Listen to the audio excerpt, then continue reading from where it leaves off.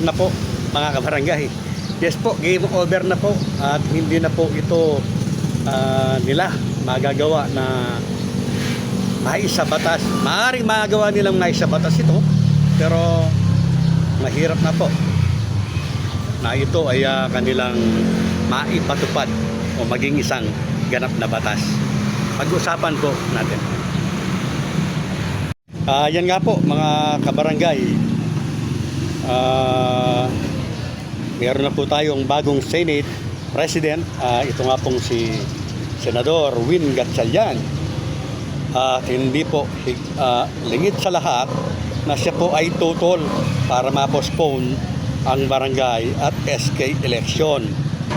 Dahil sinabi po niya na hindi pwedeng gamitin yung budget ng election para sa ibang gamitin. At sinabi din po niya na noon na siya po ang nasa finansya. Alam niya na mayroon daw pera na pwedeng hilaan sa kalamidad.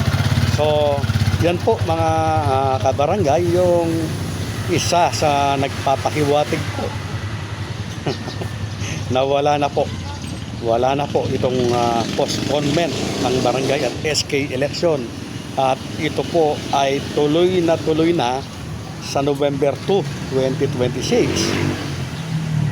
So ang nagsusulong po nito mga kabarangay ay alam namang nating lahat na si Madam Amy, no, na nasa kabilang partido.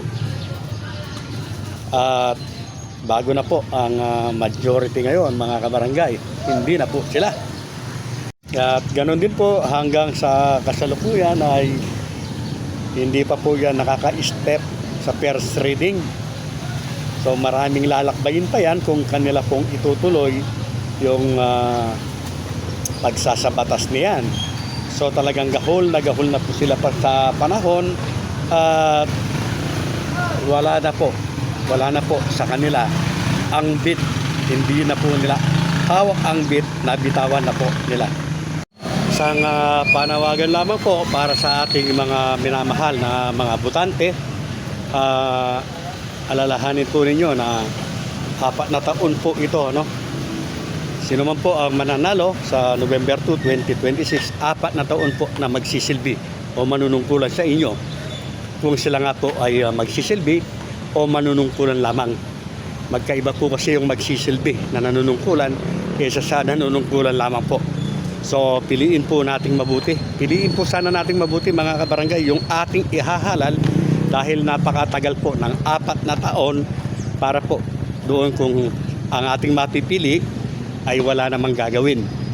At napakaiksi naman siyempre ng 4 na taon sa isang barangay officials na talagang tapat sa panunungkulan at ginagawa po yung para sa mga barangay nga. Kung napapansin po ninyo sa inyong mga barangay ay talagang aktibo na po ngayon. Aktibo na po ngayon yung mga barangay officials na dati ay patago-tago o walang ginagawa. Walang problema doon po sa talagang ginagampanan na mabuti yung kanilang katungkulan. May mga barangay officials naman po talaga na masisipag at talagang ginagawa po yung para sa kanilang mga kabarangay. So hindi na po tayo magtataka sa mga yan kung lagi ay nandyan sila. At ang nakapagtataka lamang o maaari tayong magtaka doon po sa mga kapag halalan lamang po ay doon natin sila nakikita. Ganon din po, naglalabasan na rin po yung mga aspirant. Yes po, dahil nga po nakikita na nga po nila na talagang matutuloy na po o tuloy na po itong barangay at SK election. Siyempre po, bago ang lahat, ako ay nananawagan sa mga hindi pa po nakapag-subscribe sa aking channel. Kayo po ay aking malugod na inaanyayahan na mag-subscribe. Pakiclick po ang notification bell at all para palagi po kayong updated sa aking mga bagong videos.